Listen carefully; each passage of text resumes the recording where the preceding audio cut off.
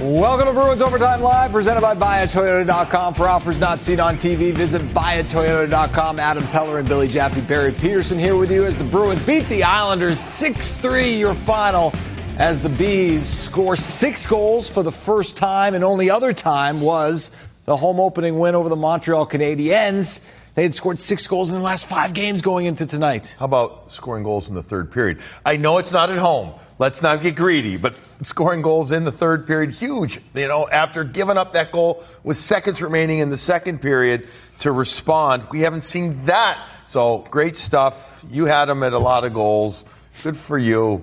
Called it. You're like Razor. Barry called it too, by the way. To his credit, talking about in the postgame show yesterday, right? All the chances the Bruins had. Yeah, and I thought, now you're feeding that. I think the other. It's Thanksgiving. It's the giving season. The other important part of it was the carryover from last night. Even though you lost the game, you did a lot of good things very well. You got that down. You had a good start. Your captain gets you a couple of quick goals. That gives your confidence going. To your point, when you let that goal up with, 7 seconds left to go in the second, for them to go in and regroup and come back out and have a third period like that, very impressive. That's one of the first times all year where they've really kind of said, okay, let's go. And not just the third period, the second half of the third period, because they were okay in the early on. Islanders had some chance, right? It was even. And their legs, in theory, could have been heavier than their opponent, than the Islanders having played last night. And instead, they got that energy. Pavel Zacha, we kept saying, he has been a guy that has shown frustration, has had a hard time going. It's amazing. Instead of using your stick to shoot, how a tip can change everything, a deflection. And Geekie, another guy who's really been, and Pasta with 3 helpers, and Korpisalo in goal again. Wins again. Yep. Lindholm with 3 helpers as well. Yep. And the Bruins were tied at 3, just over halfway through the third period. And Pavel Zacha, a shot from the point, generating an opportunity. All right, so a couple of really good things here. First of all, there's layered defense. That starts. Solid breakout. Good, real good. Chip the puck in, a self-pass type thing.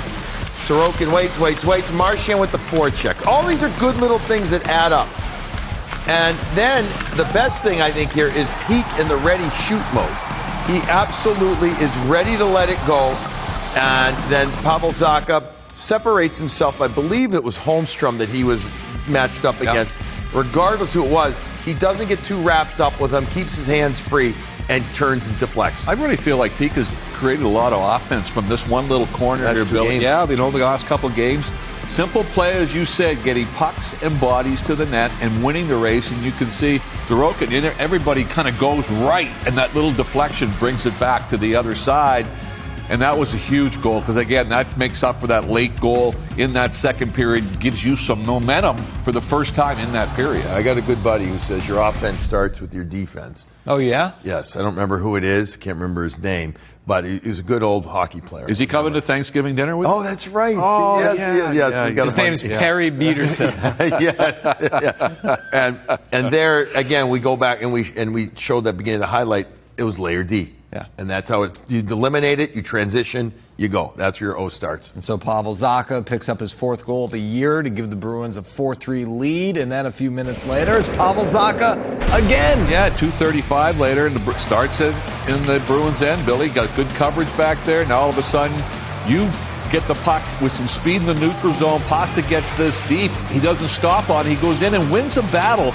Down in the corner, Zadorov puts it back in here. What's Pasta? Right there. Lifts up a stick, wins a battle, and then Zacha wins another battle in front.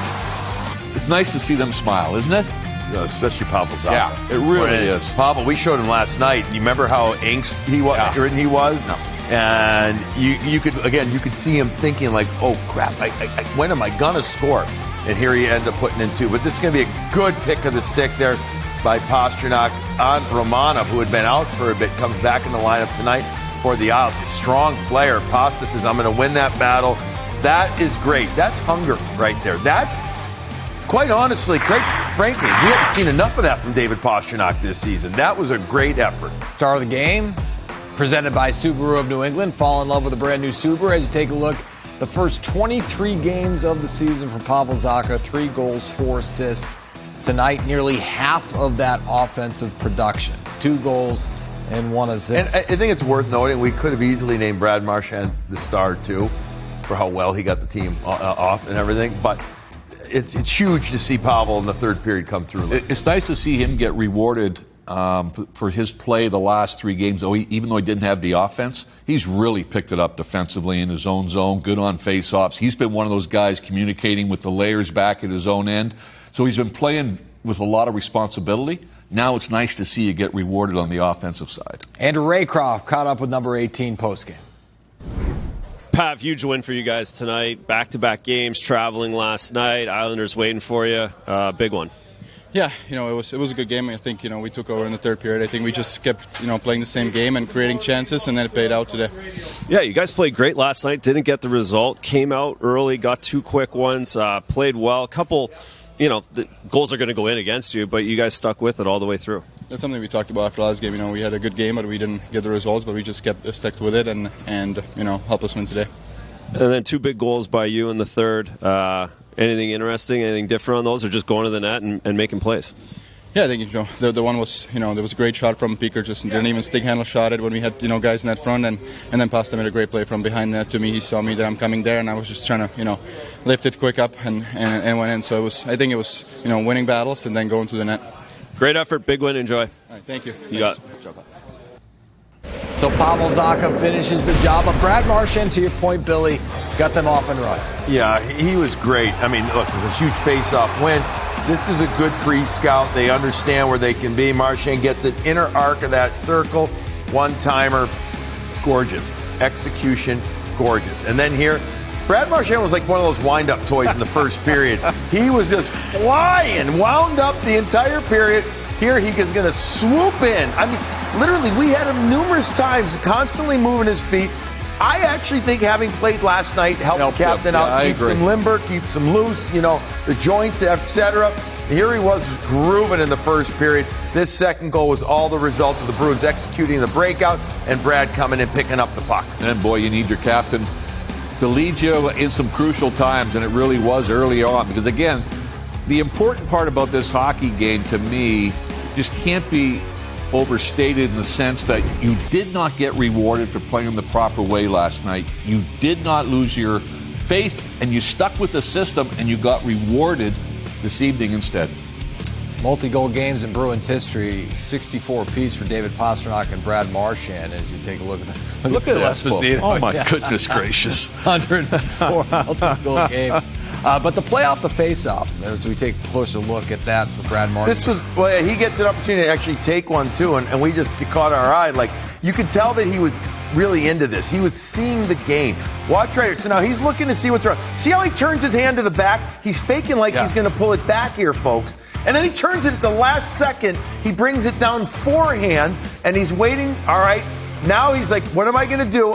And he sneaks right by Nelson, who's leaning the other way. He's on his right edge. Therefore, Marchand goes to his inside. Even though he doesn't get a great shot off, that's a heady play.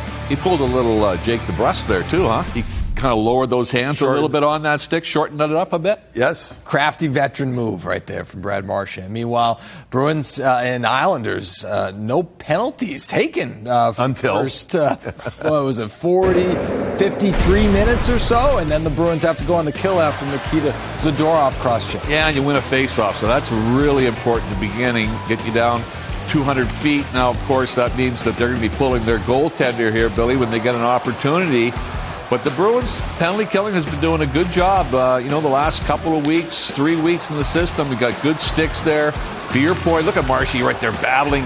Great stick work, great physicality in the corner. He's feeling good, Billy, when in his lower body and his legs when he's able to battle like that. Yeah, and he was seeking the contact. He was seeking the conflict. And here, look, Dobson's got a hell of a shot. There's a little traffic in front, but the Bruins do a good job of clearing just enough for Korpisalo to see. And here again, they're going to good rotate, keeping pucks outside, and Korpisalo then makes a save that he had to at that point. Working the puck to the middle, there's where the rotation, they read it really well. You get Coyle out there, and I think it was Lindholm out there as well, doing a good job in tandem. This feels like the type of game, again, I'll just ask you, is this the type of game that can really sort of get their confidence building offensively? We talked... Well, it can't hurt. Well, no, it can't hurt. But after the Canucks game, they have all these chances. They get shut out. But they carry it over to the second game, to your point. They score 6 goals. And now, you look at the schedule. You got the Penguins coming up on Friday. Obviously, they haven't played well. But they won tonight. On Sunday. They did. They won tonight. And it's the National Hockey League, and I understand that. But just sticking with the Bruins offensively, can this give them confidence moving forward? You hope it can. It's a good start. But remember, too, last night you could feel the frustration in the dressing room afterwards with the interviews. Guys were saying, listen, we played the right way. We deserve better than that.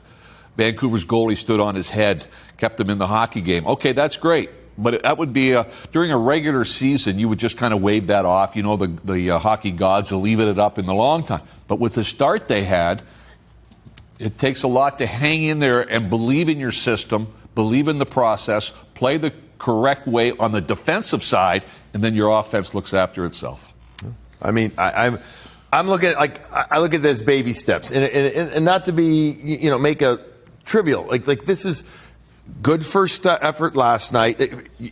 Let's go back to previous 2. Structure defensively, work your butts off, get that mentality, right? Okay, then you get the baby step of last night. No silver lining, but at least, again, you played the right way. Now this game, it doesn't matter who you're playing. You put up 6. Everybody's going to feel good about it. But every game, Adam's a reset. It should make you feel better. Right. But every game is a reset. We've just talked so much about this team confidence-wise, right? Yep. And I think, again, you look at this game and say, hey, your offense has struggled big time. Well, it's it's also easy for us to sit here, as we said the last 3 or 4 games. You could kind of feel that if Zacha just gets 1, he's going to get 2. Yeah. Right? That's easy to say. But bang, all of a sudden you get it. Pasta, 3 assists. He worked hard, won some battles. Lindholm, 3 helpers. So those are the guys. He had a good game. Yeah, those are the guys that worked very hard defensively again tonight, and they were rewarded for it. All right, Bruins win 6-3. Yeah, of course. Let's hope. But, again, a work in progress, but a good start here in they made a good goalie look average. The final game before Thanksgiving, and the Bruins are in a playoff spot. And we know what that means historically. Andy Brickley with Joe Sacco next. Bruins Overtime Live is presented by BuyAToyota.com. For offers not seen on TV, visit BuyAToyota.com.